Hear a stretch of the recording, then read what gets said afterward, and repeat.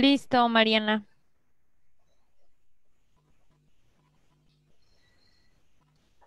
Perfecto. Bueno, muy buenos días eh, a todas y todos. Bienvenidos a este quinto conversatorio de la serie Después de la Emergencia ¿Qué? Organizado por el Proyecto de Transformación Social Ecológica en América Latina, que forma parte de la Fundación Frederick Ebert. Esta serie de conversatorios con la que nosotros hemos querido analizar algunas de las problemáticas que han surgido a partir de esta emergencia sanitaria que nos tomó a todos por sorpresa, eh, y que en América Latina estamos viendo consecuencias muy graves. Eh, Hemos discutido ya las repercusiones económicas, algunas repercusiones eh, de la geopolítica, repercusiones ambientales. También hemos discutido sobre las posibilidades que tenemos los países en América Latina para transitar hacia otro tipo de industria, de modelo industrial para rescatar también nuestras economías. También hemos discutido sobre las problemáticas del trabajo, de la estructura del trabajo que tenemos en América Latina, y el trabajo informal, eh, que es un gran problema en nuestros países, y cómo esta emergencia está repercutiendo también en este ámbito. Y bueno, también cuáles han sido los planes de emergencia que algunos de los países de América Latina están pensando para bueno, sobrellevar las consecuencias económicas y la crisis económica que se prevé que tengamos en nuestros países. En este quinto conversatorio, pues nosotros queríamos o estamos buscando pensar en qué alternativas queremos para salir de esta emergencia. No queremos volver a lo que ya teníamos, y pensamos que es una urgencia y una necesidad desde nuestros gobiernos y en nuestros países que tomemos otro rumbo. Entonces, justamente para esto, pues queremos eh, eh, platicar, conversar y analizar en qué tipo de alternativas estamos pensando. Pues para ello tenemos tres invitados muy especiales que voy a presentar ahora. Tenemos a Santiago Sarandón. Él es ingeniero agrónomo de la Universidad de La Plata, es profesor titular de la Cátedra de Agroecología en la Facultad de Ciencias Agrarias y Forestales. Es director del Laboratorio de Investigación y Reflexión en Agroecología, presidente de la Sociedad Científica Latinoamericana de Agroecología y presidente de la Sociedad Argentina de Agroecología. Tenemos también, bueno, desde Argentina, Santiago, a Pablo también desde Argentina. Él es ingeniero electricista, magíster en sistemas ambientales humanos, es director del Observatorio de Energía y Sustentabilidad en la Universidad Tecnológica Nacional, en la Facultad Regional de Rosario. Es docente, investigador y colaborador en temas de energía con movimientos sociales, territoriales y sindicales. Y bueno, forma parte también de la red de especialistas de transformación social ecológica junto con Santiago y Vivian, a quien voy a presentar ahora, Vivian Ventura Díaz. Bueno, ella es investigadora independiente, fue directora de la División de Comercio Internacional e Integración de la CEPAL. Tiene un doctorado en Economía Agrícola y Recursos Naturales por la Universidad de California. Eh, bueno, como les decía, en este quinto conversatorio, nosotros buscamos discutir en torno a tres cosas, ¿no?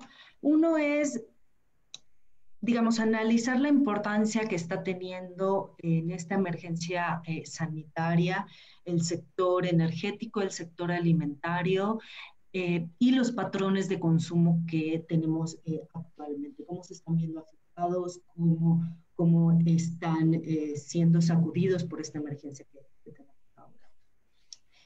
Queremos también analizar los cambios que se requieren en estos tres sectores, qué necesitamos cambiar en el sector alimentario, qué tipo de política energética y alimentaria y de patrones de consumo necesitamos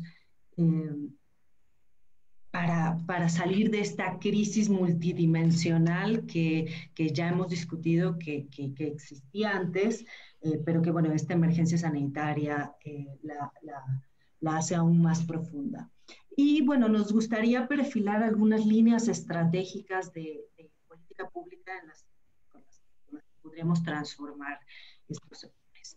Así que, bueno, sin más, pues le doy la palabra a Santiago Sarandón en Argentina para que bueno, nos hable del sistema agroalimentario y bueno, de algunas alternativas que se están pensando. Bueno, muchas gracias, buenos días, buenas tardes para algunos y para algunas. Gracias, Mariana. Bueno, para mí es un honor estar aquí y compartirlo con Pablo, con Viviana, que nos conocemos. Voy a usar una presentación de PowerPoint para simplificar, que puedo después poner a la disposición de ustedes a través de Mariana. Así que voy a compartir ahora.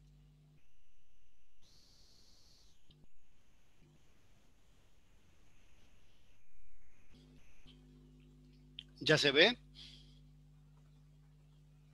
Sí, sí se ve. Perfecto. Bueno, un poco la idea es esto, ¿no? Plantear la necesidad de una nueva agricultura y para nosotros esa nueva agricultura es la agroecología.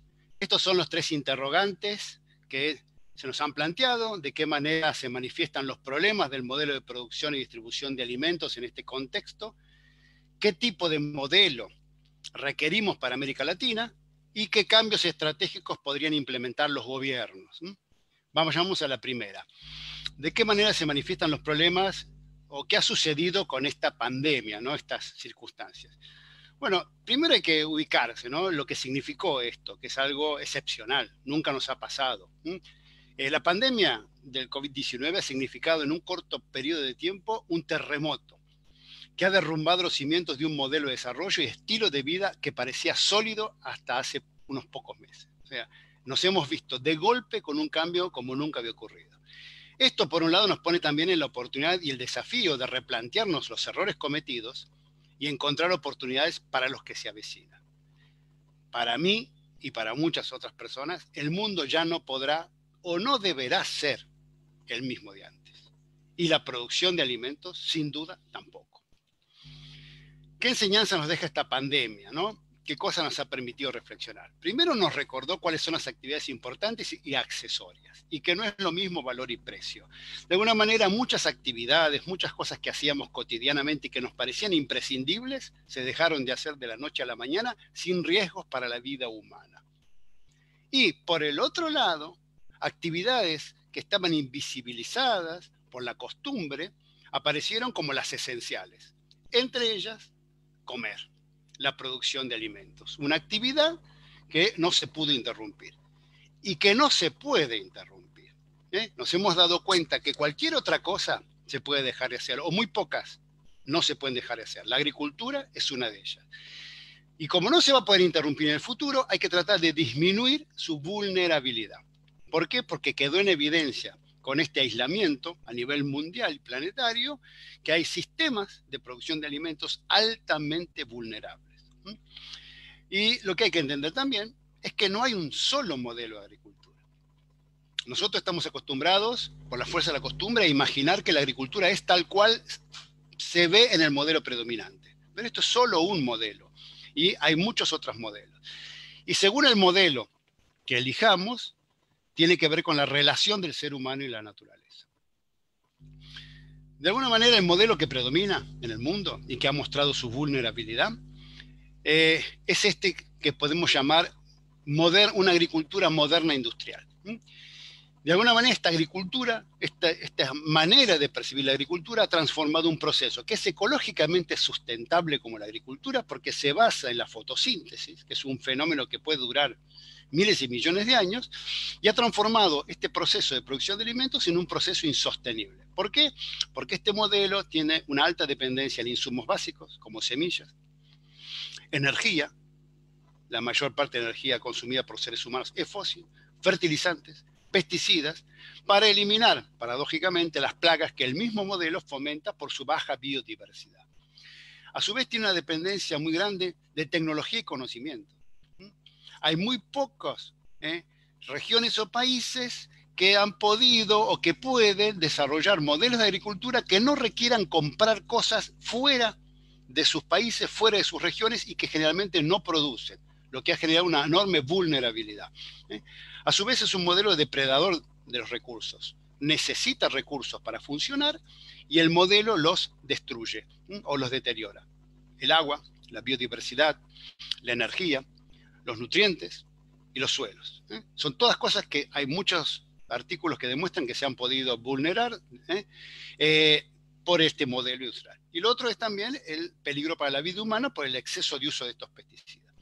De alguna manera también vemos que la característica de este modelo, o lo que se ha transformado en los últimos tiempos, es que en muchos países se han transformado en una estructura para conseguir dinero. O sea, la agricultura que nació para producir alimento, en muchos países ha quedado constituida como una actividad que genere divisas con la cual comprar, entre otras cosas, alimentos. Y este es el modelo que ha demostrado una enorme vulnerabilidad en casos como el actual, donde las fronteras se cerraron. Yo puedo conseguir dinero si puedo vender el producto y puedo comprar alimentos si alguien me los quiere vender y puede atravesar la frontera. Otra cosa característica de este modelo es que ha separado la producción y el consumo. Incluso enormes distancias en continentes distintos. Pongo el ejemplo de la soja. Argentina es un gran productor y exportador de soja. ¿Dónde exporta? De los campos argentinos termina siendo consumida por cerdos en China.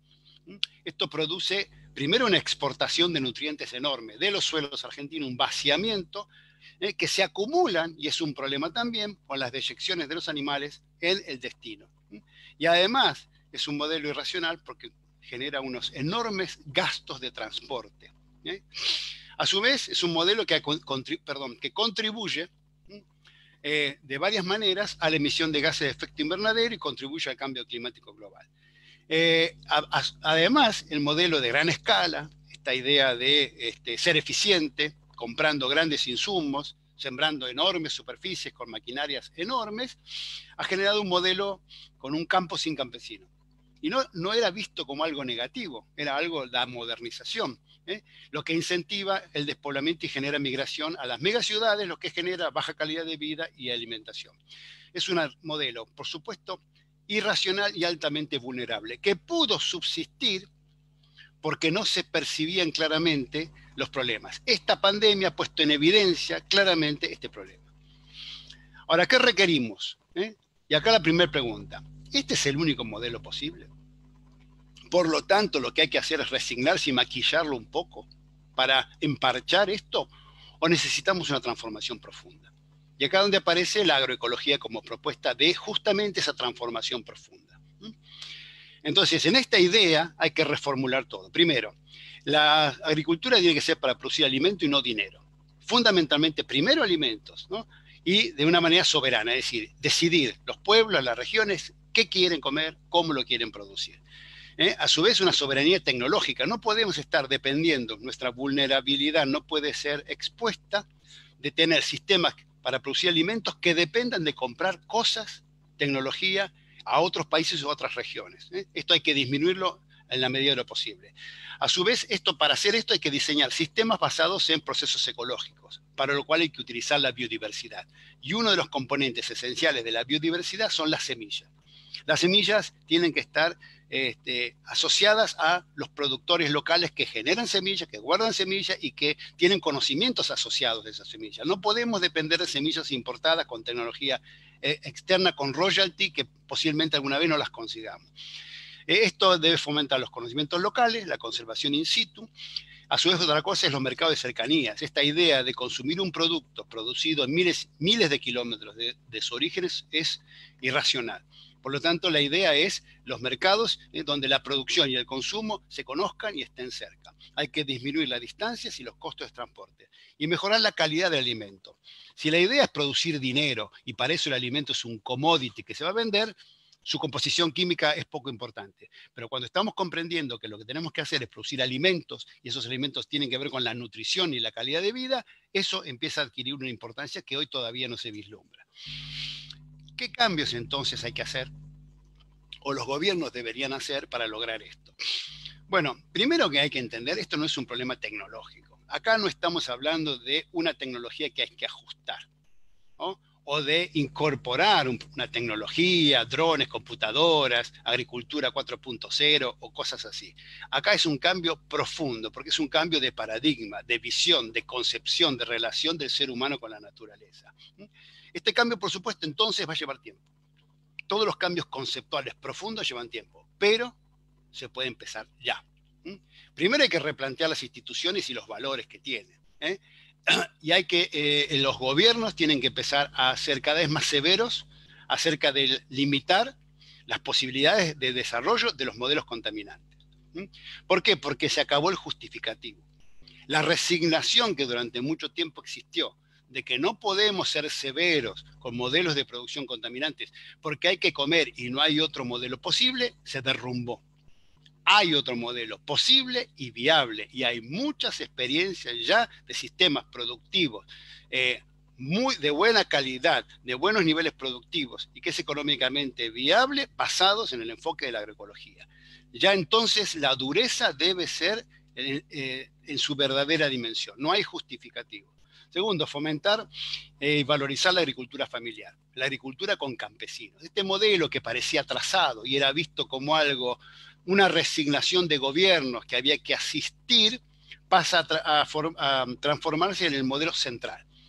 Lo primero que hay que tener es una agricultura basada en agricultores en el campo que puedan optimizar los procesos ecológicos y hacerlos eficientes. Y a su vez, viviendo en el campo, generan una mayor calidad de alimentos, no van a las ciudades. Hay muchas ventajas de este modelo. Es un modelo, no es un modelo malo, es un modelo bueno, y en este contexto se percibe que es un modelo superior al modelo industrial. Después hay que entender que todo esto requiere que la agroecología pase a ser el paradigma de las ciencias agropecuarias. Es una nueva manera de pensar, es una revolución en las ciencias agropecuarias, es la visión correcta para poder transformar esto. Y para eso también los gobiernos deben redefinir los modelos de extensión, o sea, del difusionismo, que es una concepción, genero la tecnología y luego llevo la buena nueva a los productores que no saben nada. Hay que replantearse que hay un conocimiento en los productores, en las productoras, y hay un diálogo de saber. Esto va a requerir una enorme formación de personas. Hay que modificar los sistemas de producción de conocimientos, la investigación, la manera que se hace investigación. Hay que pasar de una ciencia soberbia, de reduccionismo, taxativo, donde se obtenían verdades, a una ciencia de la complejidad y la incertidumbre, que es lo que está ocurriendo. Y a incluir el principio precautorio en las decisiones. A su vez, hay que empezar a minimizar dentro de lo que es el sistema de investigación de nuestros países en ciencias agropecuarias, la importancia de las estaciones experimentales. La estación experimental y la parcial experimental como única manera de obtener conocimientos, tiene que ir dejando de lado hacer investigaciones en donde está la realidad, con esa complejidad que es el campo de los propios agricultores. Esto es difícil, pero ya hay muchas experiencias. A su vez hay que reformular la valoración de los investigadores. ¿Cómo digo yo y con qué parámetros evalúo un buen o un mal investigador? Hay que terminar de estas estructuras jerárquicas por supuesta calidad de publicaciones, que terminan fabricando personas que publican papers, pero no necesariamente buenos investigadores. Y a su vez hay que modificar la enseñanza de las ciencias agropecuarias para que ya los profesionales, los técnicos relacionados a la producción agropecuaria tengan otra mentalidad, otros instrumentos, otra capacidad.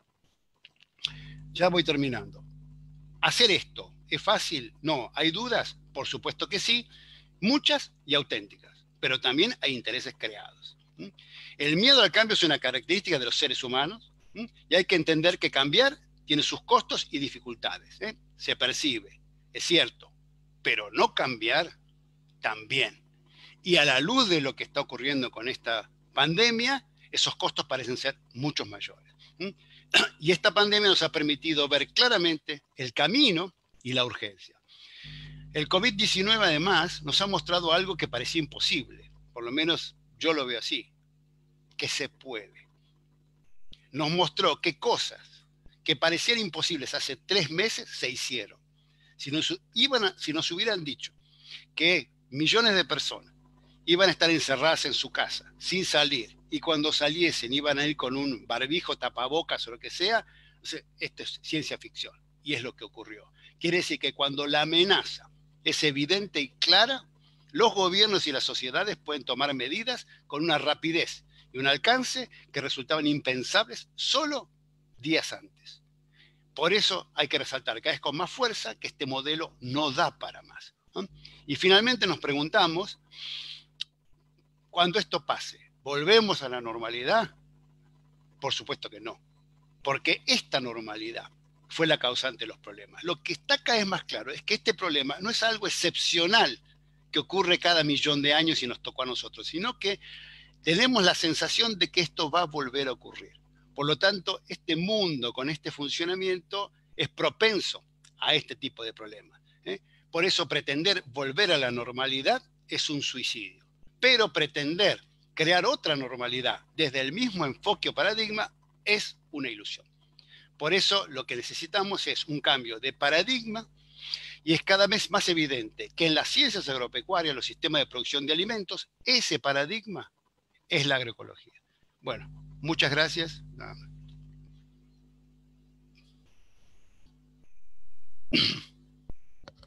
Muchas gracias, Santiago, por esta intervención tan interesante, por recordarnos también la necesidad de construir otra normalidad, de que no queremos regresar a la normalidad que ya teníamos, porque es justamente esta la que ha generado la crisis sanitaria que vivimos hoy en día. Les recuerdo nada más a los panelistas, tenemos 15 minutos para las intervenciones, y también a los espectadores que tenemos, que ya vi que están haciendo preguntas, les agradecería si por favor pueden indicar para quién va dirigida la pregunta. Bueno, pasamos entonces con Pablo para que, bueno, nos plantee los desafíos que tenemos en términos del sector energético. Bueno, buenas tardes. Un gusto, por supuesto, compartir este espacio con amigos y compañeros de recorrido en estos últimos tiempos. También comparto una pequeña presentación, solo 3 o 4 diapositivas para compartir algunas de las ideas generales. Creo que se está viendo allí, Mariana, ¿no? Y se escucha bien. Sí, se escucha bien. Si puedes poner la pantalla completa de la presentación.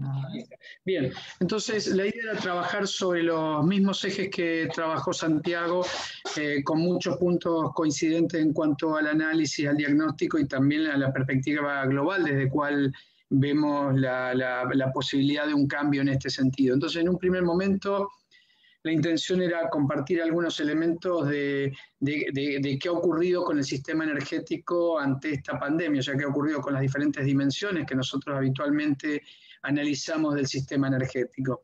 En primer lugar, habría que decir que muy pocas cosas han variado del sistema energético, ¿no? En todo caso, posiblemente lo que haya variado es que se haya producido un quiebre posiblemente parcial, como vamos a ver en el crecimiento que se estaba dando exponencial de la utilización de energía, es el segundo punto que vemos allí con el signito menos, en donde podemos dar cuenta de que el impacto del coronavirus ha hecho descender mucho más de lo previsto en un primer momento la utilización de combustibles a nivel mundial. En marzo se estima, en abril, la Agencia Internacional de Energía estimaba que la producción de petróleo había bajado aproximadamente 29 millones de barriles diarios, eso es más o menos un 30% casi de la producción que se estaba dando. Con lo cual lo que ha ocurrido es un descenso de la utilización básicamente de petróleo, no un descenso en la composición de la matriz en definitiva, pero sí un descenso en la utilización de petróleo.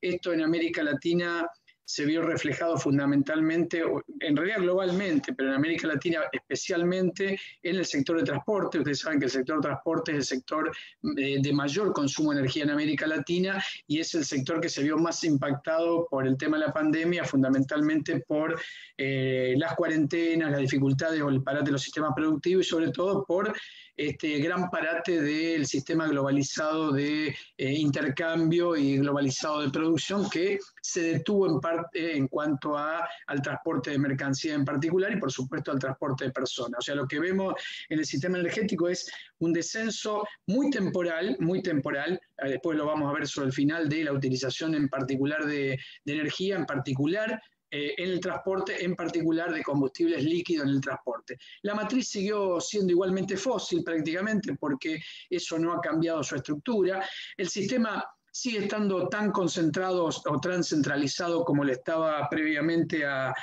la pandemia. Tal vez una de las preocupaciones mayores es que podríamos decir que la desigualdad o la inequidad del sector energético ha aumentado durante la pandemia. Esto tiene que ver fundamentalmente por el incremento de la pobreza energética asociado a la pandemia. O sea, ya hemos visto en presentaciones anteriores, en su momento, la presentación de Janet con los informes de CEPAL en su momento que mostraban el gran incremento de la pobreza en América Latina producto de la pandemia, y esto tiene un componente energético muy fuerte, con un componente adicional que implica en muchos países las dificultades respecto a las características de la vivienda en las cuales los habitantes enfrentan situaciones de cuarentena con servicios públicos totalmente deficientes, y allí podríamos decir que es una de las preocupaciones que van a devenir en todo caso en las principales medidas que debiéramos abordar, que están asociadas fundamentalmente a esto que es una emergencia, que es el incremento de la pobreza energética en el continente.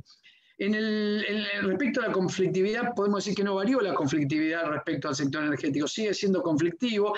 Tal vez la preocupación respecto a los conflictos en el sector energético estén asociados al último punto que planteamos, que es la opacidad del sistema energético, el ingreso fuerte del rol del Estado con sus dos caras, el rol del Estado que ha entrado en todos nuestros países muy fuerte, por lo menos los que están actuando mejor inclusive frente a la pandemia. Tenemos un rol del Estado muy activo en políticas sociales, pero también tenemos un rol del Estado que evidencia algunos aspectos de autoritarismo en función de un discurso bélico, un discurso de guerra, como si el problema de la pandemia fuese una guerra tradicional que hay que enfrentar y un enemigo invisible, etc. Esto ha producido de alguna manera pérdida de algunas posibilidades de canales democráticos de participación ciudadana para abordar las problemáticas de política, en particular la energética. Y en el caso de los conflictos esto es preocupante porque habitualmente los conflictos en el sector de recursos naturales, minería, energía, son conflictos en muchos casos silenciados, opacados, y en este caso yo diría que los pueblos que están teniendo conflictos vinculados a la temática energética, como los pueblos vinculados que están asociados a explotaciones petroleras, mapuche, amazónico, etcétera, claramente están en una peor posición para afrontar su lucha contra el extractivismo que anteriormente, producto de estas medidas que se están dando de restricción en alguna medida de algún grado de libertades respecto a el periodo anterior. Con lo cual, en el sistema energético tenemos algunas cosas que han cambiado, muy pocas, sobre todo la cantidad posiblemente de petróleo que se está usando y de combustible que se está usando, pero en gran medida las características del sistema se mantienen y posiblemente se han agudizado algunos problemas vinculados al sistema energético, como planteábamos recientemente. En ese marco, y muy parecido a lo que planteaba también Santiago, ¿por dónde pensamos que hay que ubicar los ejes para un cambio en el sistema energético? En primer lugar, yo creo que, y esto tal vez vaya un poco más allá que la cuestión del sistema energético, tiene que ver con ubicar a esta pandemia como un síntoma más del alto nivel de complejidad que ha alcanzado la sociedad humana, digamos, a nivel de complejidad, en particular en los sistemas urbanos, que ha alcanzado un nivel de complejidad por el cual es sostenido gracias a un input energético que intenta ser infinito pero que no puede serlo, con un input de avasallamiento sobre los ecosistemas y la biodiversidad, y en realidad la visión de poder cambiar sistémicamente esta cuestión requiere indefectiblemente reducir los niveles de complejidad de la sociedad y en particular reducir los niveles de complejidad de los sistemas urbanos. En la medida que no podamos reducir los indicadores de complejidad de estos sistemas, va a ser muy difícil pensar en alternativas porque es inviable, tal cual lo planteamos, el desarrollo con los recursos que tenemos y con los impactos sobre los sumideros que tenemos. En ese marco, como siempre planteamos, no es ninguna novedad, el tema de la energía no es un tema técnico, es un tema político, social, cultural, ambiental, con lo cual abordar los ejes para cambiar el sistema energético implica un abordaje sistémico, teniendo en cuenta todas estas características. Y tiene en el centro la idea de recuperar la energía como una herramienta para satisfacer necesidades humanas en un contexto de recursos finitos y desigualdades. O sea, el objetivo de la energía es ese. Y en ese marco seguimos planteando que los ejes para plantear en todo caso las características del sistema energético tienen que ver con avanzar en procesos que nos permitan claramente desfosilizar, claramente desprivatizar en este contexto. Así como planteaba Santiago, nos hemos visto sorprendidos también con muchos debates inéditos en el contexto global respecto al rol de los estados, el rol del sector privado, la intervención necesaria de los estados, y se habla de la necesidad de los estados de intervenir mucho más sobre los sectores económicos para poder avanzar. En este marco, nosotros planteamos de privatizar en muchos casos, que no significa posiblemente estatizar, nacionalizar, sino posiblemente esto está asociado, como planteamos después, a una mirada de fortalecimiento de lo público, fundamentalmente. Y en ese marco, claramente, se insertan también incorporar procesos que nos permitan desmercantilizar, desconcentrar el sector energético, que es altamente concentrado, descentralizar y democratizar el sector energético. Tal vez estos ejes tienen que ver desde una visión más paradigmática, ¿no es cierto?, en donde el centro para mí sigue siendo cómo reducimos los niveles de complejidad de la sociedad humana en un futuro. En ese marco, ¿cuáles son, a mi entender, los desafíos principales que tenemos en América Latina? No solo de los gobiernos, sino de las sociedades en América Latina, tienen que ver con algunas cosas urgentes, posiblemente, en donde debiera haber respuestas muy, muy rápidas, muy urgentes por parte de los estados, de los gobiernos, pero que debe haber un involucramiento de la sociedad. Y el primero está asociado a uno de los puntos que planteábamos, que es la atención urgente de la emergencia de la pobreza energética. Esto en algunos países se ha traducido, por ejemplo, en congelamiento de tarifas, en algunos países que se están dando congelamiento de las tarifas de energía, de agua, de servicios públicos, pero creemos que hay que ir mucho más allá de eso y que tiene que ver con no solo garantizar que en condiciones relativas de ingreso la población pueda acceder a los recursos energéticos, sino que tiene que ver con una complejidad mayor vinculado a las características del hábitat, a las características fundamentalmente del acceso a la energía suficiente para sostener procesos productivos, sobre todo en los ámbitos comunitarios, comunales, rurales, etcétera también, con lo cual ahí tenemos una herramienta en el orden de lo urgente. Ahí creemos que tiene que haber medidas muy concretas para, en primer lugar, garantizar que el conjunto de la población pueda salir de situación de pobreza energética y pueda tener la energía en calidad y cantidad suficiente para garantizar una vida digna y sobrellevar también las vicisitudes que implica el confinamiento, en muchos casos vinculado a la pandemia.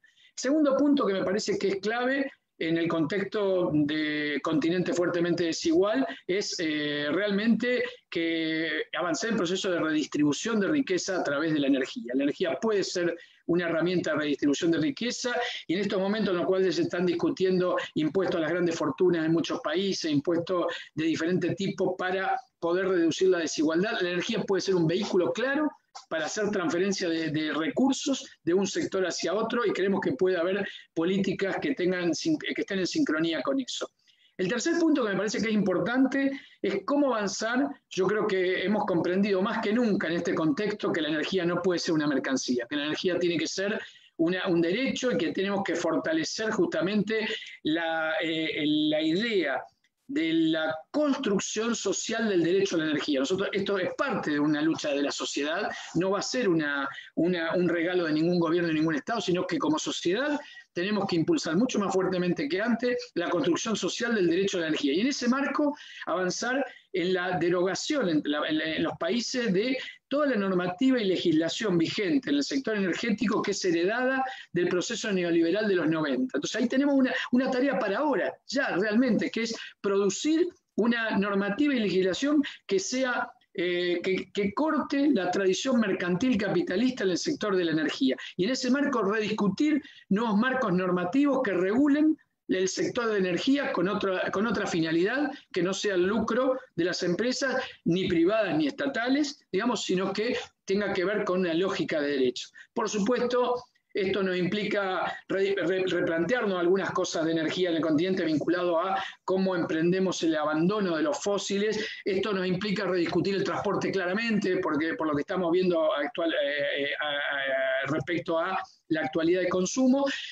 Está fuertemente esta idea de recuperar la energía para lo público. Como decía anteriormente, cuando hablamos de lo público no hablamos solo del Estado. En todo caso, yo diría que el Estado tal vez es lo menos atractivo de lo público, en mi opinión, posiblemente por lo que hemos visto, porque hoy en día, en realidad, un fortalecimiento del Estado implica un fortalecimiento de las lógicas de funcionamiento del sistema energético actual, en el cual las principales empresas del continente son estatales y funcionan bajo una lógica de mercado capitalista excluyente como el que estamos planteando. Entonces, el fortalecimiento de lo público en cuanto a diferentes formas de lo público, lo comunitario, lo municipal, lo comunal, lo cooperativo, creemos que es la clave para poder imprimir y desarrollar lo que planteaba en el punto siguiente, que es cómo construir o diseñar sistemas de gestión público de la energía como bien público. Ahí yo creo que tenemos una gran deuda, porque por más que vayamos a un funcionamiento público, inclusive un funcionamiento como el tenemos de los estados, no tenemos un sistema de gestión democrático, participativo, público realmente, de la energía como un servicio público. Y finalmente quisiera terminar con dos cositas más. Primero, rediscutir, yo creo que tenemos que avanzar en un proceso de desglobalización o de ruptura de la globalización. Walden Belo hace poquito en una entrevista planteaba que en definitiva la ruptura de la cadena global de suministro lo que planteaba era la idea de avanzar en movimientos de mayores autosuficiencia y de orientarse más al mercado interno, de reciclar los circuitos locales de circulación de mercancías, etcétera, etcétera, con la idea de poder localizar mucho más la producción y poder, en todo caso, recrear esa idea de vivir con lo nuestro y en el caso energético plantear ahí. Solo una imagen y una diapo y cierro, Mariana. Una imagen es esta. Esto es una... No queremos volver a esta normalidad. Esta imagen es una gráfica, creo que la he bajado el domingo, del Departamento de Energía de los Estados Unidos, que muestra el impacto de la pandemia en la producción de combustibles líquidos en el mundo, donde vemos producción y consumo avanzando parejo, con un fuerte pico hacia abajo en los meses de la pandemia, pero que a fin de año estaría restableciendo su cadena habitual. Esto es lo peor que nos puede pasar. Hablaba de la normalidad Santiago y no queremos volver a esta normalidad. No queremos esta situación, pero no queremos volver a esta normalidad de utilización de combustibles fósiles inviables con la lógica de lucha contra la principal crisis que nos enfrentamos, que es la crisis socioambiental a nivel planetario asociado a la crisis climática. Cierro con esto. Nos gustó hace algunos días alguien dijo esto, yo solo lo he tomado en todo caso, pero recuperar la idea de trabajar menos, trabajar todos, producir lo necesario y redistribuir todo. Cierro con eso. Muchas gracias. Pablo, muchísimas gracias también por esta presentación tan interesante sobre las necesidades que tenemos en el sector energético, las posibilidades o lo que puede hacer incluso los estados hoy en día, ¿no? Lo que pueden comenzar a hacer hoy en día, como estos nuevos marcos normativos, el fortalecimiento de lo público, que tú dices que no necesariamente es lo estatal, ¿no? Que eso también es sumamente interesante. Y bueno, ¿no? Repensar también la globalización, repensar las cadenas globales de suministro, que también son evidentemente grandes consumidores de energía, o es lo que genera que tengamos este modelo de consumo de energía tan intensivo. Bueno, muchas gracias. Voy a darle la palabra a Vivian Ventura Díaz. Ella nos acompaña desde Brasil, para que nos hable también de los retos que tenemos en el sector, como consumidores, en los sectores de consumo, para también apoyar estos cambios, tanto en la agricultura como en la energía, pero en general, digamos, nosotros como consumidores.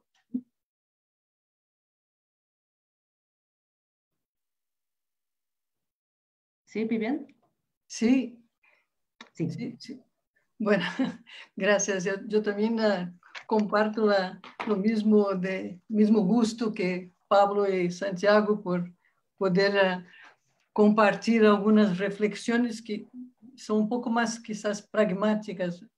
Pero evidentemente que las medidas que los gobiernos impusieron para medidas drásticas, ¿no? Para evitar aglomeraciones, la proliferación del virus por la pandemia de la COVID-19, que todavía están en vigencia, afectaron, incidieron directamente, como dijo Santiago, en formas de vida y de consumo que se suponían sólidas y que no vamos a ver cuánto se puede cambiar. Porque restaurantes, bares, escolas, universidades, teatros, museus, cinemas, vuelos internacionales, etc., como esse próprio nuestro webinar muestra, los viajes fueron suspendidos y todas las reuniones, seminarios, conferencias fueron convertidos en representaciones virtuales. Los desplazamientos fueron reducidos al mínimo en las ciudades en las que el confinamiento fue voluntario, en las otras fue obligatorio, y el consumo se redujo, como dijo Santiago, a los bienes esenciales, esencialmente comida, ¿no? Eso fue la importancia, una vez que las actividades de la mayoría de los servicios fueron paralizadas y muy lentamente están siendo liberadas. El impacto de los daños de la presencia humana en la escala del turismo de masa se tornó evidente en las fotos del agua de los canales de Venecia, la limpieza del aire de la mayor parte de las grandes metrópolis. El tema del consumo es fascinante, multidimensional y multidisciplinario. Pensar el consumo ofrece una oportunidad de reflexión sobre los componentes individuales de la calidad de vida y la cadena compleja de relacionamientos culturales, socioambientales y económicos involucrados. Creo inicialmente que es importante distinguir entre el consumo individual y el consumo como un agregado, entre los actores que participan de un cambio en las formas y patrones de consumo. El consumidor es la parte final y no necesariamente la que tiene capacidad de decisión sobre la naturaleza y las consecuencias del consumo humano. El consumidor individual tiene responsabilidad en la construcción de valores colectivos plenos, plurales y democráticos que aseguren el bienestar humano y el respeto a todas las formas de vida en sus más variadas manifestaciones. Se puede hablar del consumidor responsable, ético, consciente y con compromiso personal hacia una transición energética y un modelo de producción de alimentos sustentable que debe incluir los aspectos sociales y no solamente ecológicos del consumo. Los principios básicos de reducir, reutilizar, repensar, reusar, reciclar son parte del consumo individual responsable consciente. Se busca repensar y cambiar los valores por los cuales vivimos, las elecciones que hacemos y las acciones que practicamos. Consumir no es una actitud neutral, sino al contrario, la forma de consumir indica una forma de mirar al mundo y de buscar insertarse en él. Es verdad que en todas las culturas los bienes materiales son la manifestación concreta de los valores y del estatus social de sus usuarios, pero en nuestra sociedad de consumo el acto de consumir pasó a ser la principal fuente de identidad cultural, de participación en la vida colectiva, de pertenencia a un grupo. La invasión del consumo y las diversas esferas de la vida social, económica, cultural y política transforman los servicios públicos, las relaciones afectivas, la naturaleza, el tiempo y el propio cuerpo en mercancías. La sociedad de consumo produce necesidades y deseos materiales y simbólicos continuamente, cambiando las nociones de lo que es un consumo necesario o esencial y un consumo supérfluo. Sin embargo, cuando hablamos del consumo sostenible, se habla de un consumo colectivo y se tiene que pensar primero en términos de las relaciones interdependientes del binomio consumo y producción entre formas de producir y formas de consumir. No se puede transferir para el consumidor individual la solución del consumo sostenible en la que el Estado y el mercado, las empresas, tienen un rol esencial. El consumidor puede no querer agrotóxico, preferir alimento orgánico, pero solamente los que pueden pagar, ese es para Santiago, los que pueden pagar el alimento orgánico lo van a consumir. Segundo, pero no en orden de importancia, no se puede hablar de consumo insostenible de la sociedad del desperdicio sin reflexionar sobre las desigualdades intrageneracional e intergeneracional en la distribución de los beneficios de la exploración de los recursos naturales. Además, hay que enfatizar las desigualdades entre el consumo per cápita de los países más ricos y de los más pobres. El consumo de las personas en los países ricos es cerca de 10 veces el de los pobres. Voy a pasar que ese es un consumo socialmente injusto, moralmente indefensável y ambientalmente insostenible. Nunca es de más acordar el principio general del derecho internacional del medio ambiente de responsabilidades comunes pero diferenciadas. Pero tampoco se debe olvidar que tanto el sobreconsumo como el subconsumo causan degradación social y ambiental. El consumo sostenible enfatiza acciones colectivas y cambios políticos, económicos e institucionales que son necesarios para modificar tanto los patrones como los niveles de consumo. No es una estrategia de acción y si una meta será alcanzada. El problema no es apenas cómo utilizamos los recursos naturales, pero una preocupación con el cuánto usamos, pasando a ser una cuestión de acceso, distribución y justicia social y ambiental. La construcción de patrones y niveles de consumo más sostenibles implica la construcción de relaciones más estrechas entre productores, comerciantes y consumidores, iniciativa de apoyo a formas alternativas de producción, como dijo Santiago y también Pablo, agricultura familiar y orgánica, reservas extractivistas, cooperativas de productores, economía solidaria, etc.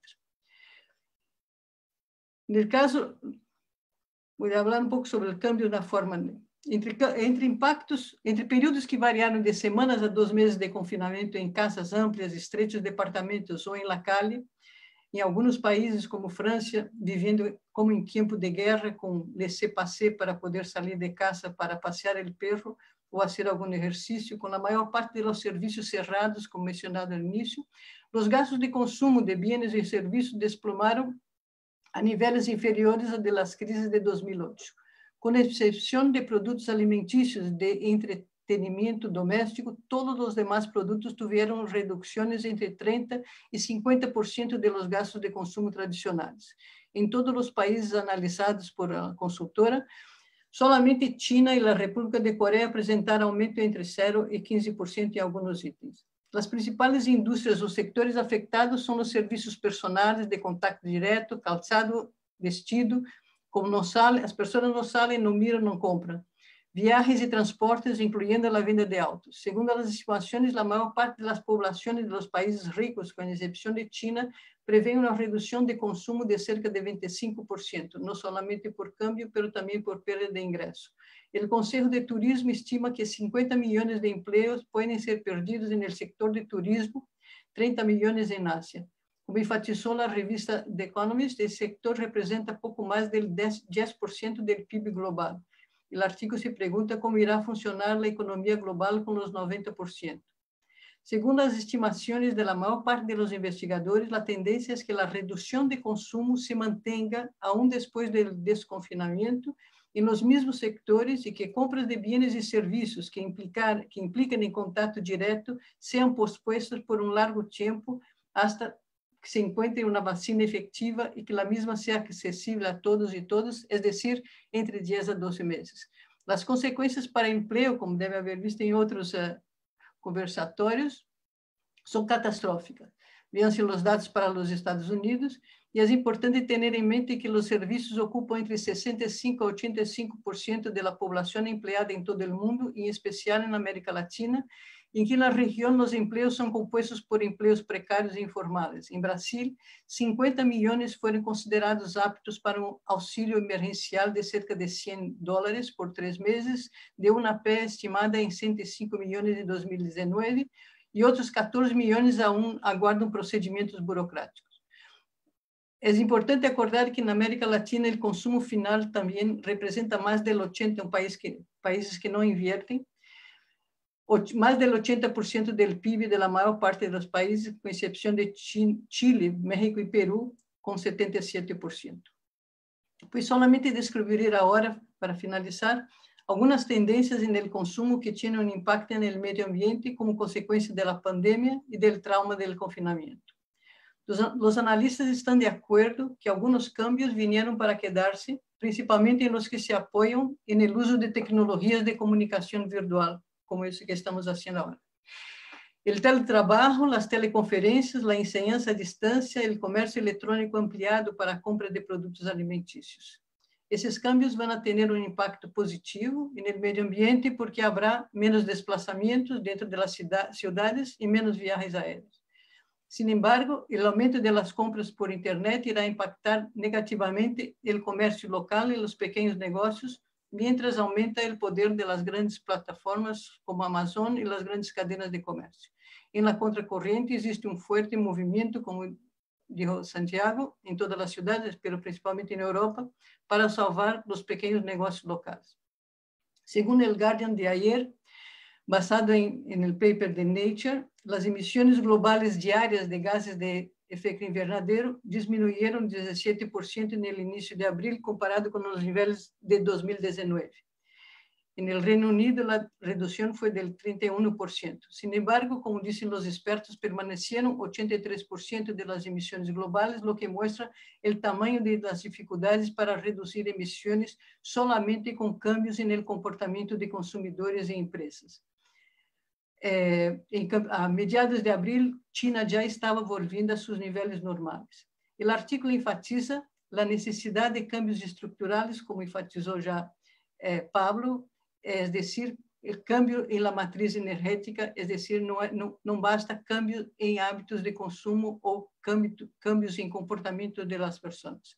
Em termos de políticas, alguns governos europeus estão condicionando os aportes a las companhias aéreas a compromisso de redução da huella ecológica, cambios na eficiência do uso do gás, da gasolina, cambios na maneira em que as pessoas se movem nas cidades devem permanecer.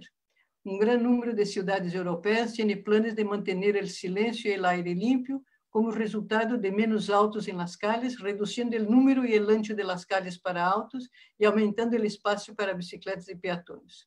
Por outra parte, o medo ao contágio e às aglomerações criou uma tendência de deixar de utilizar o transporte coletivo compartido e comprar um auto ou utilizar com mais frequência seu próprio auto. Asimismo, a experiência de estar confinado em um departamento nas grandes cidades, junto à expansão do teletrabalho, está estimulando a búsqueda por casas fora da área urbana metropolitana. O resultado deverá ser observado ao longo dos próximos anos. A pandemia também vai incidir no interesse por espetáculos musicais que impliquem grandes aglomerações, aunque não necessariamente para os eventos deportivos. Uma breve menção que sempre hago, que é minha fixação, é que, em termos de negativo, nós temos um aumento de los desechos, reprotagonismo do plástico, porque em quase todos os restaurantes tinha que haver plásticos, em las escolas tinha que haver plástico, e o impacto ao meio ambiente de los miles de milhões de mascarillas e guantes desechables que já começam a aparecer em las calles, em las playas e nos oceanos. São as pessoas, já os noticieiros ensinam em cidades como Paris, etc., grande número de mascarillas desechables que son encontradas, que no se tiran en la basura, pero de toda manera la escala es tremenda. Cabe destacar finalmente solo dos cositas, que estos cambios a que me referí dicen respecto a las clases consumidoras de ingresos medios a altas.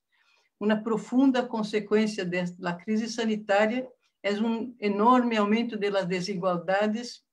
Ya se habló de la pobreza, pero también de las desigualdades, desde las formas de morar y vivir hasta el acceso a computadoras, tablets, smartphones de última generación y principalmente a banda ancha de calidad. Las desigualdades entre los trabajadores que pueden, los que no pueden dejar de estar físicamente presentes en sus trabajos, y las desigualdades entre los que pueden o no pueden pagar por alimentos de calidad. Y caben muchas cuestiones sobre quién irá a terminar por pagar las cuentas de los billones de dólares emergenciales en todos los países. No es tan optimista mi finalización, pero porque hay un tremendo costo de cosas no pensables, como dijo Pablo, que se están haciendo. Una ayuda, ese ingreso de $100 que podría ser convertido en un ingreso universal, va a tener que ser pago. Y va a tener que ser pago, se ven, desafortunadamente, con una reducción, ao invés de termos uma nova normalidade, como pedem os médicos e os funcionários, de mais financiamento ao serviço público, a los hospitales públicos, al servicio público que nosotros tenemos, el único, junto con Cuba, Brasil es el único país que posee un sistema público de acceso universal, pero subfinanciado. Pero ¿quién va a pagar la cuenta de esos 1.000 millones? Es una pregunta que creo que va a tener impactos aún más negativos y de más largo plazo. Gracias. Muchas gracias, Vivian, también por tu intervención.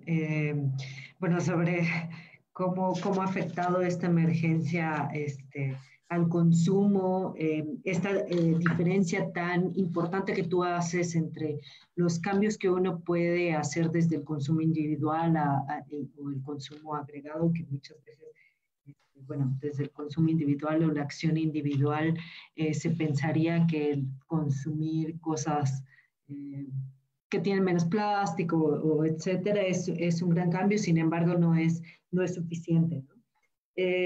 Y bueno, todas las consecuencias que está teniendo la reducción del consumo en unos ámbitos hoy en día, pero el aumento de consumo, por ejemplo, en las plataformas digitales que todo el mundo está accediendo hoy en día, bueno, y también las desigualdades.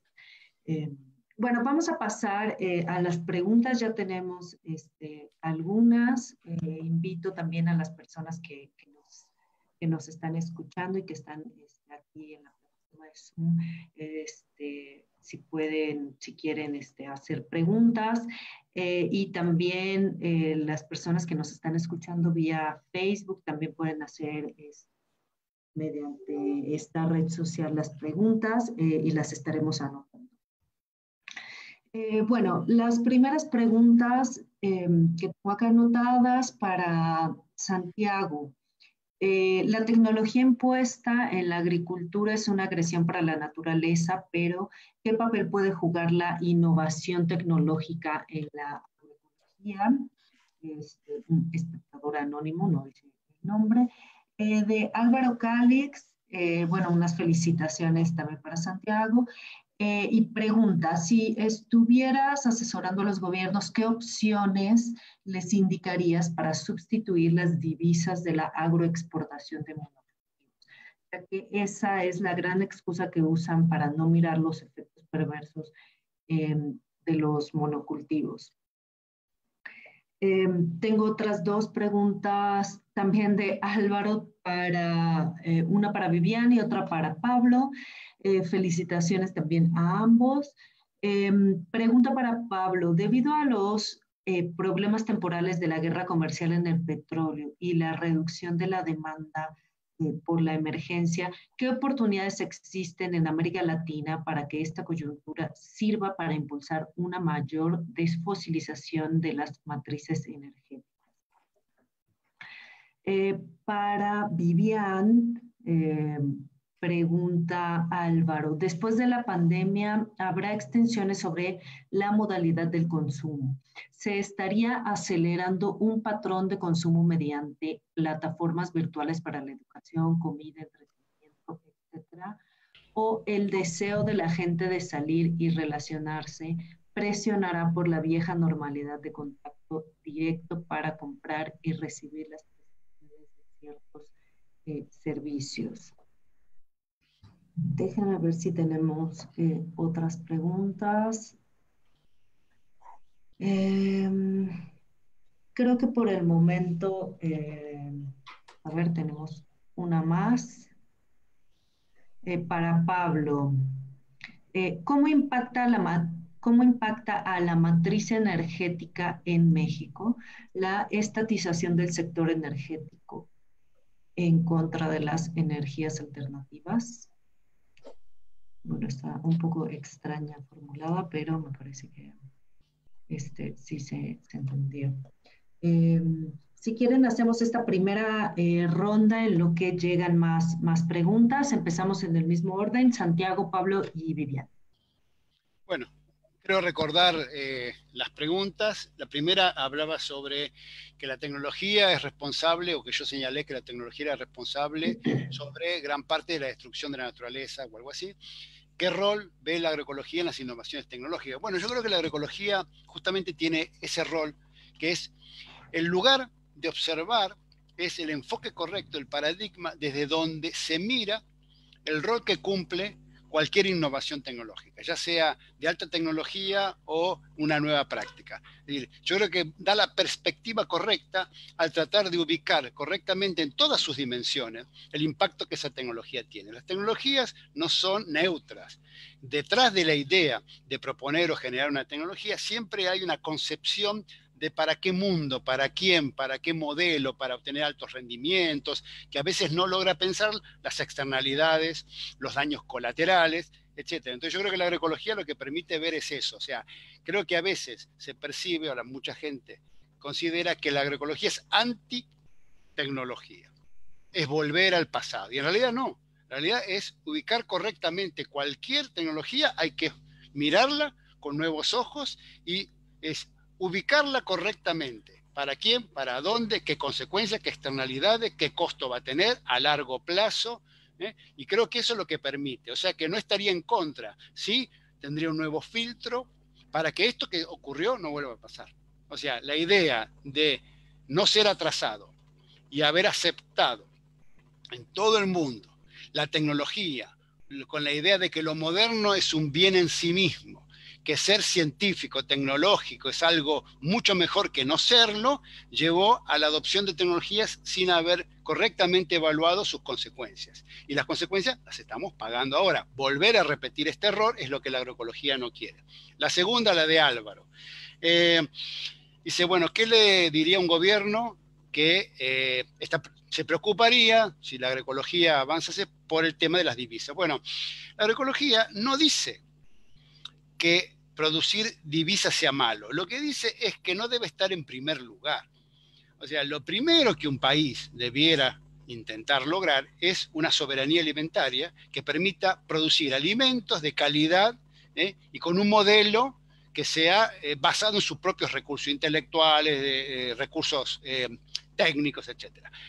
Posiblemente un país como la Argentina, que tiene un territorio de alta calidad, pocos habitantes y una superficie enorme, tenga un excedente de alimentos. Y se puede vender, no hay ningún problema.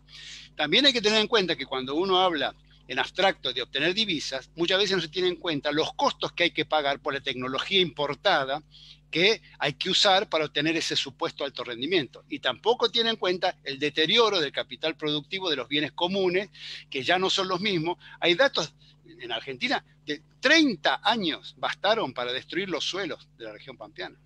Es decir, esa generación, nosotros que creíamos ser muy vivos, por no reponer nutrientes, nos comimos el capital suelo en una generación. Entonces, las divisas que entraron, habría que ver si logran pagar o no, o podrían lograr restituir a valores originales ese capital productivo. Entonces, esta sería un poco la idea. Y por supuesto que también, simplemente ingresar divisas para luego tener que comprar alimentos importados, no tiene sentido, es algo irracional. Bueno, para ser breve, lo dejaría ahí. Bien. Sí. Sí, Pablo. Tal vez, bueno, en primer lugar la pregunta que hacía Álvaro, tal vez yo dividiría, porque para pensar un poco el tema de las oportunidades y pensar un poco la posibilidad de fosilización que planteaba, creo que Álvaro, la pregunta ahí respecto, yo no lo vincularía exclusivamente a los problemas temporales de abastecimiento, y para hacer el análisis dividiría, creo que no podemos hablar de la misma manera en todos los países, yo creo que dividiría en tres sectores. Primero tenemos los países rentistas petroleros, por ejemplo, rentistas fósiles. El caso de Venezuela, o sea, los países que tienen un alto ingreso de renta por exportación de combustibles fósiles. En donde claramente, perdón, los tres grupos son ese, el de los rentistas fósiles, digámosle así, los no rentistas, pero que tienen algún nivel de abastecimiento, y los dependientes de energía, los que necesitan importar energía claramente. En el caso de los rentistas fósiles, bueno, claramente esta es una situación muy parecida a la que se puede dar hoy con cualquier otro commodity, de baja de precio abrupta, de falta de mercado y de tener dos opciones, o depredar mucho más para obtener los mismos recursos para subsistir, o pensar en diversificar la economía en otro sentido. Acá hay una historia muy interesante en la provincia de Neuquén, que es la provincia donde está Vaca Muerta. Hay un estudio que hizo un periodista amigo hace algunos años, que lo que hizo fue revisar el discurso oficial de los últimos 30, 40 años respecto al tema diversificación productiva. Entonces veía que cuando el precio del petróleo internacional bajaba, había más discurso de diversificación productiva, más propuestas, etc. Subía el precio del petróleo y desaparecía el discurso de diversificación productiva. Y así todo el ciclo, y nunca se avanzaba en la diversificación productiva, producto de que siempre se estaba esperando la subida de precio para obtener esa renta que le permitía subsistir.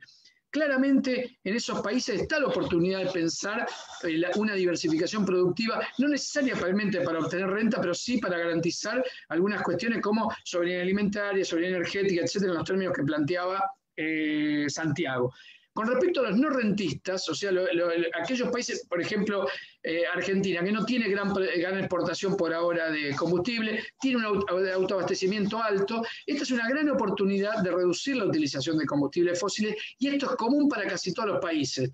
¿Por qué? Porque implicaría, y nosotros dijimos que en particular los combustibles fósiles se usan fuertemente para el transporte y algo para la generación de energía eléctrica. En el sector de generación de energía eléctrica, hoy claramente está en condiciones de precios el sector renovable de competir con los fósiles en muchos casos, inclusive en condiciones baratas de los fósiles en muchos casos, mucho más con precios no convencionales como los del fracking, etc. Pero claramente la oportunidad que tenemos ahora es de rediscutir justamente los ciclos de producción, la lógica de circulación de la mercancía, la producción local, con la posibilidad de bajar rotundamente la utilización de combustibles líquidos que son básicamente para el transporte. Entonces ahí me parece que se puede pensar en la oportunidad de ese sector. Y el sector de los países dependientes, bueno, claramente ahí tiene una disyuntiva. Por un lado van a tener combustibles baratos cuando por lo menos hasta que se reponga la cadena de precios del sector petrolero, pero mientras tanto la oportunidad es claramente el vivir con lo nuestro, el de repensar otras fuentes alternativas de energía que existen en esos países. Pero me parece que no podemos pensar igual en cada uno de los países. Lo que es común, me parece, es el sector transporte, la necesidad de disminuir la circulación de las cosas, y que eso puede haber política productiva para eso, para disminuir la circulación de las cosas. Y en el sector eléctrico creo que eso es un sector que rápidamente avanza hacia el abandono de los fósiles, que seguramente necesita más impulso, pero la preocupación mayor y la oportunidad que hay ahora es de hacer algo fuerte sobre el principal sector de consumo de fósiles en el continente, que es el transporte en ese marco. Respecto a México, no, estoy viendo el tema de los cambios en CFE, etcétera, pero realmente no quisiera opinar porque no tengo claramente algunas cuestiones para dar respuesta a la pregunta, que tampoco me quedó claro bien cómo era, pero en muchos casos creo que responde en parte a la lógica de la política rentista, el caso mexicano, y creo que en el caso mexicano es clave el tema del transporte porque es uno de los sectores de mayor consumo de energía, con lo cual hacer algo allí es fuerte y hay una oportunidad de hacer algo allí.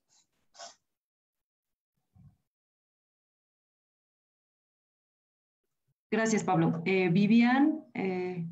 Yo no sé si escuché muy bien si tú podrías repetir la pregunta de Álvaro. Sí, te la repito. Dice, después de la pandemia, ¿habrán tensiones sobre la modalidad del consumo? Pregunta, ¿se estaría acelerando un patrón de consumo mediante plataformas virtuales para la educación, para la comida, el entretenimiento? ¿O el deseo de la gente de salir y relacionarse presionará por la vieja normalidad de contacto directo para las compras y recibir las prestaciones de ciertos servicios? Bueno, no tengo, digamos, son estimaciones en función de comportamiento que tiene que ser, no hay datos, ¿no? Pero yo diría que de lo que hay una cuestión de edad, ¿no? O sea, los más jóvenes tienen más tendencia a, como se ve ya en las aglomeraciones que no quieren dejar, en París y en otras grandes ciudades, son los jóvenes que se sienten menos vulnerables y que tienen ganas de estar juntos. Los más viejos, pero no solamente personas como yo, de adultos mayores, pero de la edad digamos, de los 40 en adelante, no, por lo menos en las encuestas que se hicieron, tienden a preservar, tiene más miedo, digamos, porque el miedo yo creo que va a permanecer por mucho tiempo, hasta que no exista un tratamiento efectivo, además de la vacuna, ¿no? Porque en realidad todo el problema es no llegar aquí son CTI, ¿no? UTI, a los tratamientos intensivos. Entonces, lo que piensan es que, por eso piensan que las grandes aglomeraciones, excepto por las encuestas que se hicieron, las grandes aglomeraciones de los grandes espectáculos de música, etcétera, solo se salvan, lo que la gente, digamos, no abriría la mano sería de los eventos deportivos. Pero yo pienso, lo que la gente piensa es que el miedo va a permanecer, va a ser el freno al consumo del turismo de masa, el freno a los espectáculos y aún a la educación, a la apertura de las universidades, ¿no? Porque en Estados Unidos yo estaba leyendo, algunas van a abrir, pretenden abrir colleges, ¿no? Ahora en el fall, pero, por ejemplo, Berkeley no pretende extender hasta el invierno, porque allá también el gran miedo, nosotros ya estamos en el invierno y vamos sentir no es aquí, es aquí, pero las consecuencias, y ellos están con miedo de la segunda ola, que ahora, hoy día ya se tienen noticias de que en China está habiendo una ola que ya no entiende muy bien y que tiene componentes de mutación del virus. Entonces, pienso que sí, que habrá el miedo a las aglomeraciones va a permanecer, aunque con menos intensidad en grupos de edad, entre los verdaderamente jóvenes, ¿no? la gente de menos de 25 años.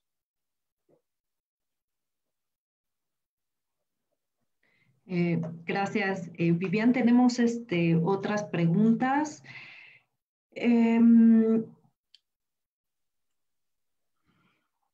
Para Santiago, ¿cómo explicar que los agricultores que usan viejas técnicas tradicionales presentan mayores niveles de pobreza en las áreas rurales? ¿Cómo? No, si la contestaba ahora o espero. No, espera porque hay otras. Para Pablo, ¿siguen siendo mucho más caras las energías limpias que las convencionales? Para Vivian, ¿se debería en todos los casos evitar consumir productos producidos, elaborados en otros países, o hay excepciones a pesar de que contaminan con el transporte y tienen otros efectos ambientales? Para Santiago también hay otra pregunta de Pedro. Dice, ¿qué papel le queda a la agroecología frente a las grandes transnacionales de la agricultura tipo Monsanto? Y a mí me gustaría hacer también algunas preguntas. Para Pablo, ¿cómo se podría, digamos, atender la problemática de la pobreza energética y al mismo tiempo fomentar una desfosilización del modelo energético? Es decir, el pensar en las energías renovables o alternativas es suficiente para combatir esta desigualdad en el acceso a la energía y esta pobreza energética en América Latina. Para Santiago también me gustaría, bueno, es un comentario, digamos, el tema del trabajo, de la informalidad del trabajo en el sector rural, en el campo sobre todo, digamos, en la producción de alimentos, es muy clara. Son los trabajadores más desprotegidos o de los más desprotegidos, sin embargo, hacen una actividad sumamente esencial. Desde, digamos, un modelo alternativo como lo que plantea la agroecología, ¿de qué manera se podría combatir este problema de la informalidad, de la inseguridad que tienen los trabajadores rurales en el país? Y para Vivian, tú mencionaste también en tu exposición hace rato de cómo, por ejemplo, el consumo de productos agroecológicos u orgánicos en muchos países y en general, suele ser más caro, ¿no? También no todo mundo tiene acceso a este tipo de alimentos que son más sanos, que son producidos de manera orgánica o agroecológica. ¿Qué políticas podría fomentar o implementar el gobierno o los gobiernos para, sopesar, ¿no? O como fomentar el consumo de estos productos sin que sea una merma, digamos, en el salario de las personas y que se pueda tener un mayor acceso también para toda la población? Santiago, si quieres, empezamos contigo nuevamente. Sí, bueno, ahí anoté la primera, creo que se refería, decía, ¿cómo explica que los agricultores que usan viejas técnicas tradicionales presenten mayores niveles de pobreza? Bueno, es una afirmación muy taxativa, ¿no? Es decir, aparentemente la pregunta incluye una afirmación de que todos los productores que usan viejas técnicas tradicionales tienen mayores niveles de pobreza, cosa que no es cierta, ¿no? Segundo, el concepto de viejas técnicas tradicionales también es algo que hay que discutir. Y también hay que entender esto. Primero, en Argentina conozco muchos casos de productores que se salvaron por no haber entrado en ese tren de la modernidad. Lo que no quiere decir que las técnicas eran viejas técnicas tradicionales, sino que tenían como una percepción del riesgo diferente al modelo empresarial donde se busca maximizar la ganancia, y muchos agricultores familiares tienen una percepción de que obtener un rendimiento, obtener una rentabilidad es algo que está muy bien, pero no es lo único que les interesa. Tienen una mente más compleja, donde apuestan o ponen, como se dice en la jerga, varios huevos en distintas canastas, para evitar justamente el riesgo. Bueno, también hay que entender que dentro del modelo, que no ha sido el modelo industrial, hay gente que hace las cosas bien y las cosas mal. El modelo industrial también, hay productores en ese modelo que son muy malos y que pierden dinero, y hay productores que son buenos dentro del modelo. Esta generalización, entonces, la agroecología también entiende que no quiere tomar esa postura de como que todo lo que hacen los agricultores ancestrales es sagrado, no se puede tocar y es un sinónimo de hacer las cosas bien. Justamente nosotros, la gente de la universidad, creemos que podemos existir y tenemos razón de ser porque podemos complementar el saber científico, universal, teórico de la ciencia con el saber empírico situado de los propios agricultores y agricultoras, y que ahí se encuentra un camino que todavía no se ha transitado en profundidad, que puede ofrecer enormes respuestas mucho mejores. Otra cosa que hay que entender es que los estados abandonaron a estos productores porque el dinero, la ayuda, la extensión estaba para modernizarlos. Los que no lograban ser modernizados porque tenían algunos problemas de meterse en ese mundo insumo dependiente fueron dejados de lado. Había una palabra que se utilizaba que era productores inviables.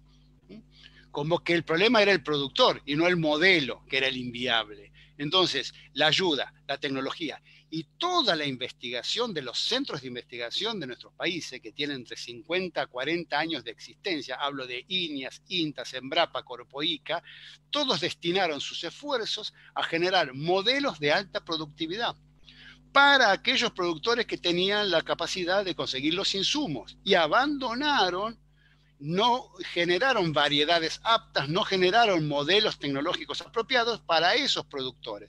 Y creo que por eso, de alguna manera, en algunos casos se puede dar esto que plantea quien hizo la pregunta. Voy a la otra. Era Pedro, ¿qué papel le queda a la agroecología frente a las transnacionales como Monsanto?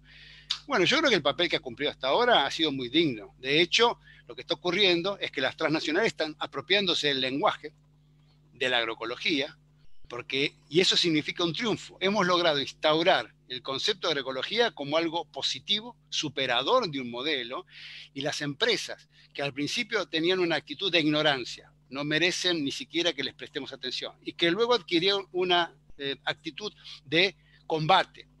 Están ahora tratando de cooptar la agroecología, porque se dan cuenta que de alguna manera es una batalla perdida para ellos.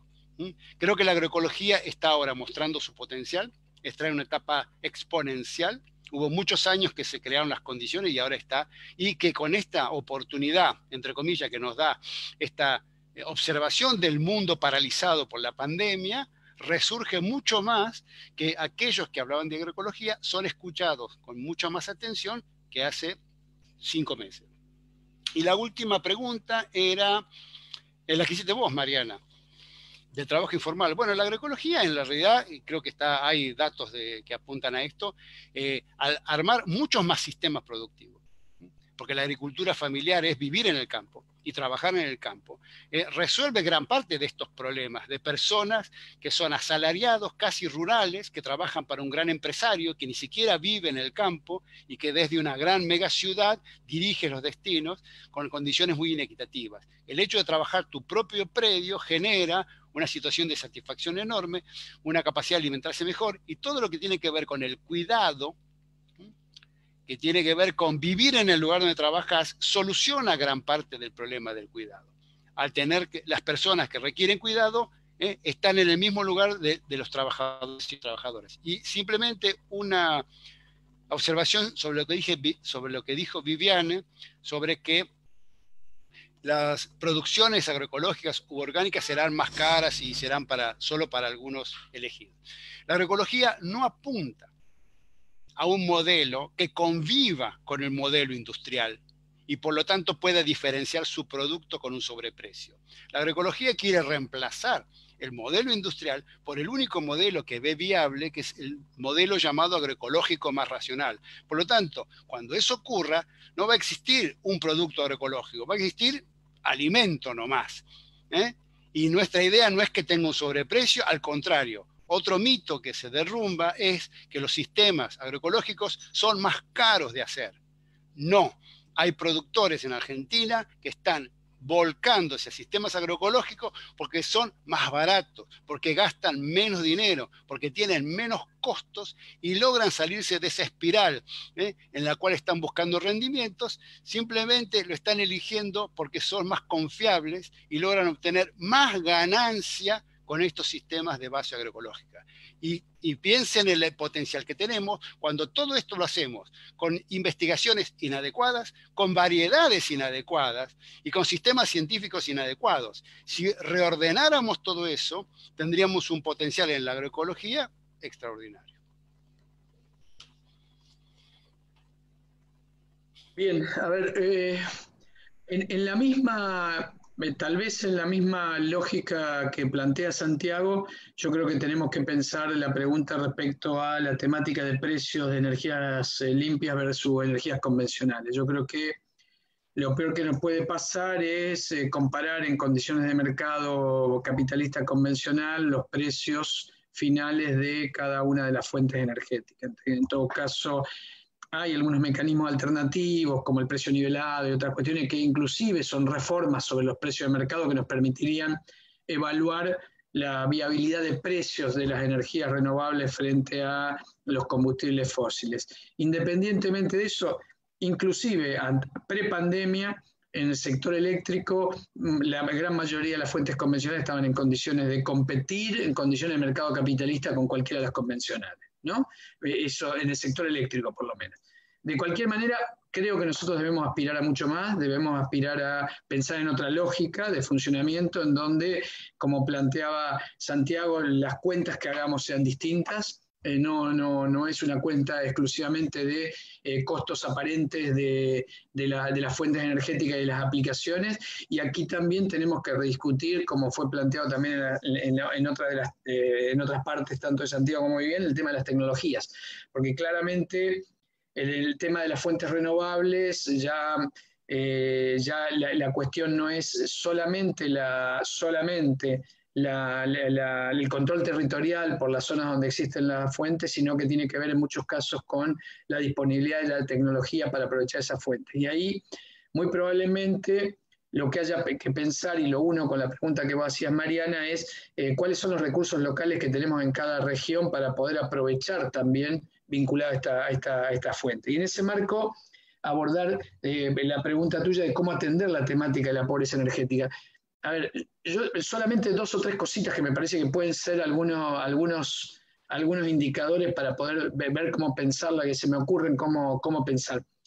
Hay 2 maneras, o sea, básicamente hoy cómo le están haciendo los estados que quieren hacer algo frente al tema. Básicamente lo que están haciendo es congelando tarifas o no cobrando la energía a los usuarios que tienen energía comercial, o no cortando los servicios, que es hay una prohibición de corte de servicios por no pago.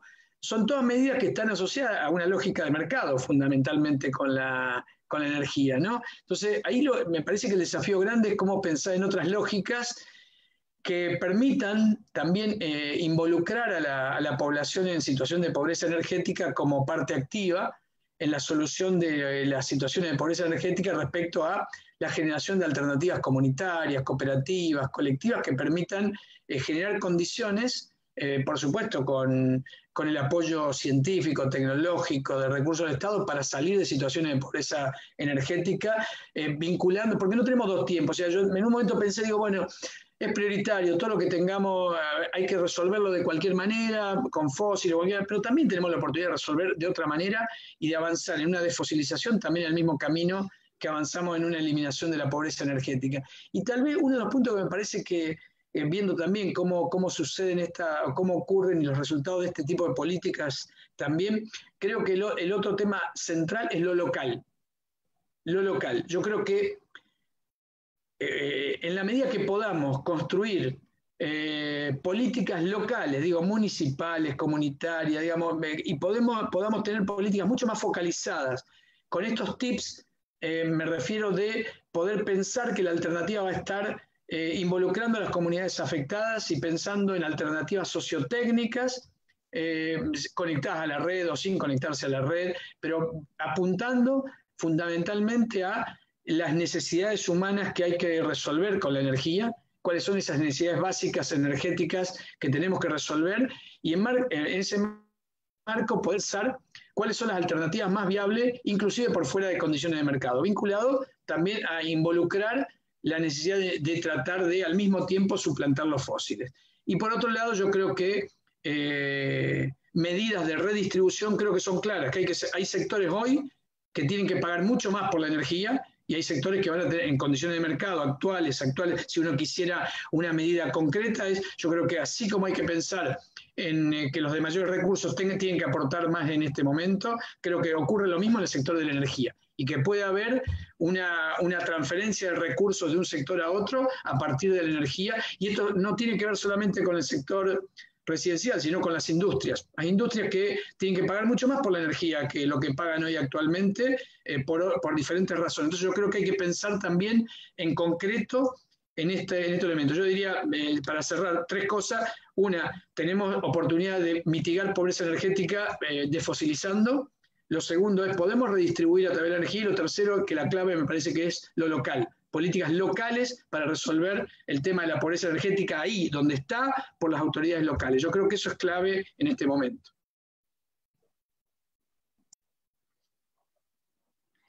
Muchas gracias, Pablo. Vivian.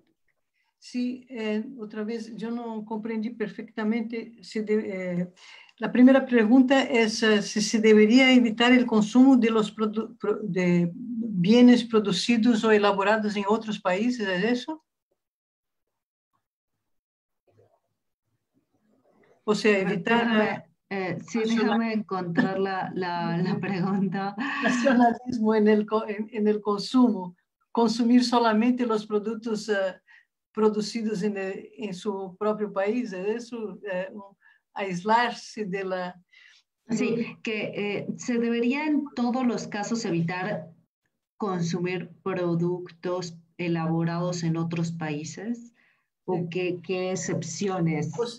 O sea, evitar el comercio, evitar... Entonces, yo no creo que o sea, algo como desglobalizarse. Yo creo que es una consecuencia también de la pandemia, o ha sido una serie de... una cierta conciencia en los países, principalmente en los grandes países, en los países más ricos, pero no hegemónicos más, de la vulnerabilidad en esos casos de estar dependiente de cadenas globales que son también vulnerables, ¿no? Entonces, sí, yo creo que va a haber en varios sectores un movimiento hacia una mayor, no sé, solamente seguridad alimentaria, seguridad sanitaria. Yo creo que, pero no diría que se debe evitar hacer un movimiento contra el comercio, contra los productos importados. En relación a tu pregunta, hay una realidad, ¿no? Estoy de acuerdo con Santiago de que se puede a la larga, se debe pensar en la extensión de una forma de producción agroecológica, pero en realidad lo que existen hoy día son 2 sistemas de producción. Y hay un sistema que es extensivo y que de elevada productividad, y que, por lo tanto, los costos, el precio del producto final es más barato, y esa es una realidad. Yo pago 3 veces más para tener un huevo de un pollo, no, una polla feliz, como se dice acá, de huevos de la gallina que son cuidadas en aire libre y que no tiene e que são orgânicas e que não são alimentados com granos transgênicos, etc. Pero eu pago 3 vezes mais para isso. E a gente não vai comprar o huevo que é produzido em grande produção de granjas que não são ecologicamente sostenibles, ¿no? Pero isso eu penso as políticas que devem haver, pues a política seria de las políticas que favorezcan la implantación del modelo, porque del modelo que defendemos, ¿no? De agroecológico, porque evidentemente é uma questão de escala. Então, e por algum período, evidentemente, por mais que em experiências individuais, como ressalta Santiago, pueda haver consciência de custos inferiores, etc., pero são experiências individuais. A escala da produção industrial, obviamente, ela favorece a produtividade e custos inferiores por unidade de produto, não? Então, o que tem que haver são políticas que, de alguma maneira, e isso aqui em Brasil, por exemplo, nos governos petistas se hicieron várias iniciativas de certa maneira, subsidiar, porque como toda a produção que tem que competir no mercado com atividades que são tecnologicamente mais, com uma produtividade maior, no primeiro momento tinha que ser subsidiado. Então, aqui houve uma série de projetos que foram todos eliminados, obviamente, de ajuda à agricultura familiar, às cooperativas, etc. Mas são projetos que têm que ser, são políticas que existem, não? Que não têm que ser criadas de nada, mas que necessitam uma estrutura política que realmente encampe essa ideia. Um componente só que para mostrar certas contradições, por exemplo, porque a verdade é que, do ponto de vista do consumidor, há cada vez mais o interesse por a preferência, digamos, por produtos que sejam ecologicamente corretos. Então, em os países mais ricos, no caso de França, Alemanha, a preferência do consumidor é de tal ordem que, incluso, os grandes supermercados são obrigados a estender cada vez mais. Antigamente havia eram pequenas tiendas que vendiam produtos bio, né, orgânicos, e cada vez mais os grandes supermercados são obrigados a ter produtos orgânicos porque o consumidor prefere. E de tal maneira que a demanda, que a produção dos produtores ecológicos em França não são mais suficientes para abastecer a demanda desse mercado. Então, a demanda está sendo satisfeita por grandes produtores em Espanha, que trabalham em condições sociais completamente antagônicas à produção agroecológica, aunque sejam produções sem fertilizantes, sem agrotóxicos e com certos princípios produtivos, pero não sociais, porque utilizam mão de obra de imigrantes, de baixo sueldo, etc. Então, há muita contradição quando, digamos, o consumidor cambia seus hábitos de consumo, pero não há um câmbio estrutural, como eu me referi anteriormente, no caso da energia, não?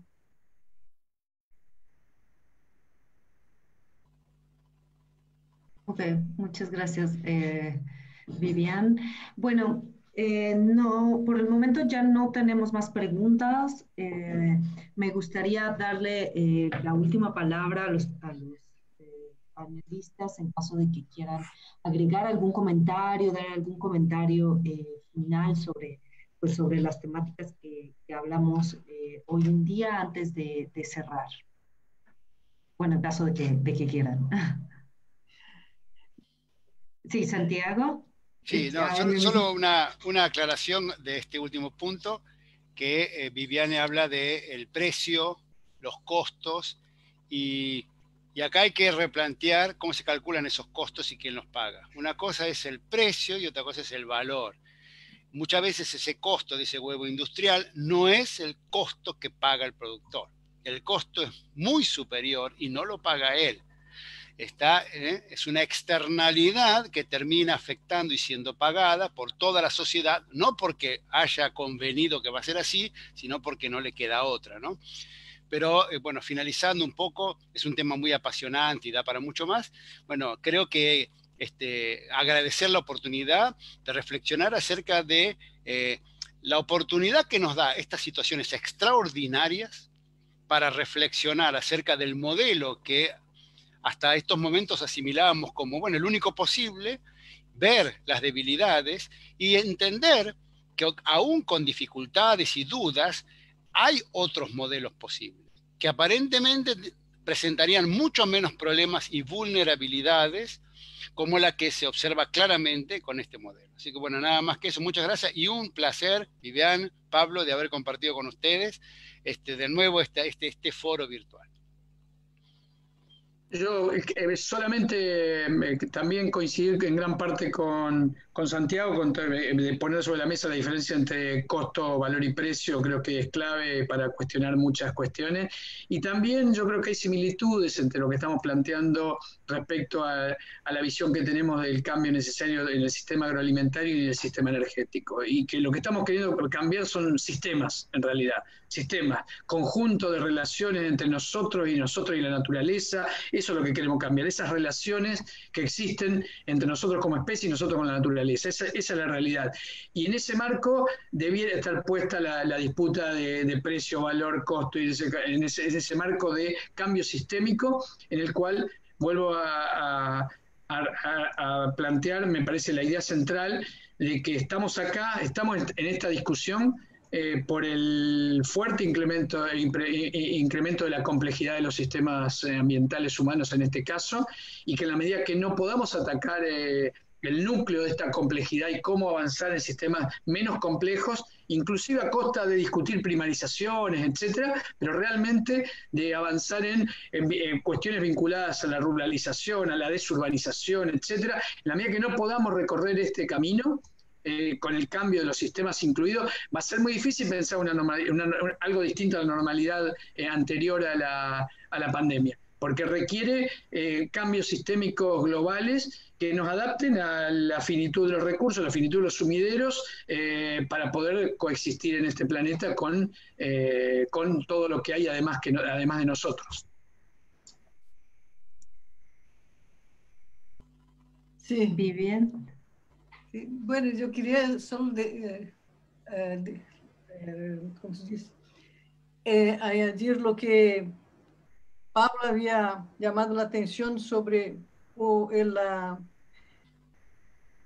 aumento del autoritarismo que está asociado también al final a nueva normalidad, que bueno, que es algo que se tiene que pensar y reaccionar, y principalmente en por qué de la misma manera que el miedo va a frenar la vuelta a las grandes aglomeraciones, y digamos que las posibilidades de grandes manifestaciones, etcétera, también van a se tornar difíciles, y realmente lo que se asiste en muchos países nuestros es un aumento de la capacidad de represión que puede ser que tiene que ser pensada, ¿no? Y otro, solo un elemento de lo que se está hablando, que sin duda lo que queremos es cambiar ese modelo, ¿no?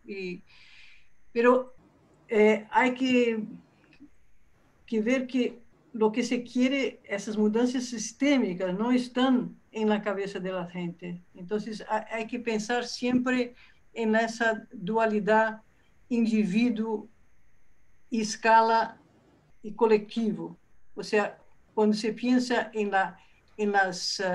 los valores, en